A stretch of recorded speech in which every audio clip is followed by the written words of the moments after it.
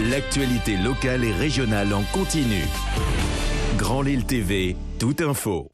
Bonjour à tous, bienvenue sur Grand Lille TV pour cette nouvelle édition. Les grands titres de ce journal, le beau temps qui fait son grand retour en France et notamment dans le Nord, l'arrivée du nouveau préfet de la région ou encore comment investir sur un jeune en payant ses impôts. Mais tout d'abord, on se réjouit du retour du soleil. Les nordistes ressortent les shorts et les t-shirts depuis hier et retrouvent leur chère terrasse. Aujourd'hui, le thermomètre affiche 22 degrés. L'hiver semble bel et bien derrière nous. Le week-end s'annonce très agréable. Dimanche, il ferait même plus chaud dans le nord de la France que dans le sud. Les nordistes se précipitent donc vers les stations balnéaires pour profiter de ce beau et grand soleil. Du côté des routes, des ralentissements sont donc à prévoir en fin de journée sur les autoroutes A25 et A22, ainsi que sur la D939 dans le Pas-de-Calais entre Arras et le Touquet. La vigilance sur les routes, c'est une des priorités du nouveau préfet de la région Nord-Pas-de-Calais-Picardie, Michel Lalande, qui a pris ses fonctions ce mercredi. Michel Lalande a été directeur de cabinet du ministère de l'Intérieur pendant plus d'1 an et demi. Avant cela, il avait occupé la fonction de préfet à La Réunion et en Basse-Normandie. Mercredi, lors de sa première journée à la préfecture du Nord, il a convié la presse locale avec qui il a abordé plusieurs sujets comme la question de l'immigration à Calais, ses priorités en général en tant que préfet, mais surtout la sécurité dont il est en charge. Michel Lalande a insisté sur les mesures mises en place ce week-end sur les routes.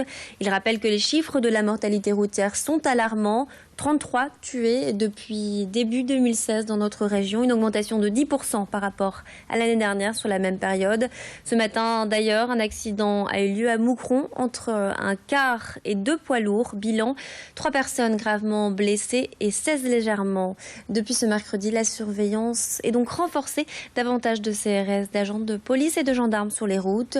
Le nouveau préfet s'est exprimé sur ses premières actions dans notre région et notamment au niveau de la sécurité routière. Je vous propose d'écouter ses propos. Mes rendez-vous commencent dans quelques minutes avec mes principaux collaborateurs, puis avec l'ensemble des services de sécurité. Cette nuit avec les services de police et de gendarmerie qui vont assurer la sécurité sur des Lillois et des habitants du Nord. Et puis j'irai en profiter pour vérifier aussi comment s'exercent les contrôles routiers. Car c'est un week-end de 4 jours, les gens vont beaucoup rouler. Ceux qui nous écoutent, mais aussi celles qui nous écoutent, risquent d'avoir envie de faire un peu la fête. Donc il faudra que nous ayons des contrôles routiers pour rappeler les règles de sécurité, car nous avons malheureusement des chiffres de l'insécurité routière qui sont des chiffres préoccupants. Les grandes gueules de RMC ont fait escale à Lille. Ce matin, ils étaient en direct de la brasserie L'Omnia. De 10h à 13h, les deux animateurs Alain Marchal et Olivier Truchot ont été à la rencontre de leurs auditeurs. Une vingtaine de Lillois étaient présents et plusieurs thèmes ont été abordés comme l'Euro 2016 ou encore l'élection du maire de Londres. Le groupe lillois Skip the Youth était également invité dans l'émission pour parler de l'hymne qu'ils ont écrit à l'occasion de l'Euro et qui fait en ce moment polémique. L'équipe a prévu de se rendre dans les villes qui recevront les matchs de l'Euro 2016. Clotilde Leguevac était à l'Omnia ce matin et a rencontré les deux animateurs. Les grandes gueules, ce sont des Français autour d'une table qui donnent leur opinion sur l'actualité. Donc ce ne sont pas des professionnels de la radio. Aujourd'hui, nous sommes avec Claire Petit, commerçante, Marianne Soubré qui est avocate, Mohamed Chirani qui est un consultant sur les politiques publiques.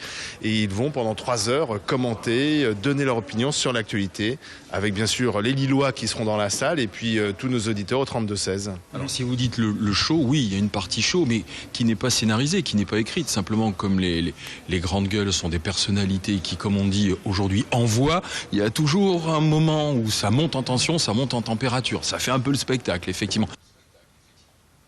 Faire une bonne action en payant ses impôts, c'est possible et c'est important de le rappeler en cette période de déclaration d'impôts. La Fondation Agir collecte des fonds pour venir en aide à 5 associations dont l'école de la deuxième chance à Roubaix ou encore le réseau Alliance Pôle Diversité. Grâce aux dons récoltés auprès des particuliers, la Fondation créée en 2014 a déjà aidé 2000 jeunes. Alors, en cette période, Agir vous donne la possibilité d'aider un jeune. Quelques chiffres, si des personnes payent l'ISF par exemple, 75% est déduit. Si vous êtes concerné par l'impôt sur le revenu, la déduction est de 66%. Et pour les entreprises, 60%. 15 000 jeunes décrochent chaque année du système scolaire, un chiffre important. Les associations ont donc besoin d'aide pour leur donner une seconde chance. Ces structures apportent également un soutien financier à des jeunes qui ont de bons résultats et souhaitent intégrer des grandes écoles payantes. Nous avons rencontré une jeune femme aujourd'hui en master dans une école de commerce, un parcours qu'elle n'aurait pas pu avoir sans l'aide d'Arélie Émergence, l'une des associations aidées par Agir. Je vous propose d'écouter ses propos. Arélie m'a beaucoup aidée financièrement surtout, puisque c'est assez difficile dans nos milieux de rentrer dans des écoles qui coûtent très cher. Et donc Arélie m'a permis de pouvoir rentrer dans cette école. Oui. On a les capacités de réussir puisqu'on a juste à passer un concours, on a les capacités comme tout le monde. Après, les étudiants n'ont pas forcément les moyens financiers de pouvoir se la payer, cette école.